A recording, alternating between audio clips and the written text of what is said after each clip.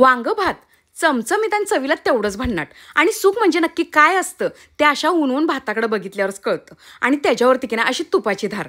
मग या की खायला आणि कसं बनवायचं चला की बघूया. तर सगळ्यात आधी की नाही वांग्याला चिरून असं पाण्यात घालून ठेवा. ह्याच्याने काय होतं वांग काळं पडत नाही. आता फोडणीसाठी तेलात टप्प्याटप्प्यानं आधी कांदा परतून घ्या, नंतर टोमॅटोला परता. आता ह्याच्यातच की नाही आपण अख्खं शेंगदाण टाकणार आहे. त्याच्याने काय होतं वांग भाताला की नाही लय भारी चव येते. आता वांग घाला, वांग्याला सुद्धा असं चांगलं उलटंपालतं करा. आता सर्वात महत्त्वाचं म्हणजे आपली चटणी. आता ह्या चटणीमुळं की नाही आपल्याला दुसरा कोणताही मसाला घालायची गरज नाही. त्याच्यानंतर हळद, स्वच्छ धुतलेलं तांदूळ घालायचं आणि पुन्हा एकदा उलटंपालतं करायचं.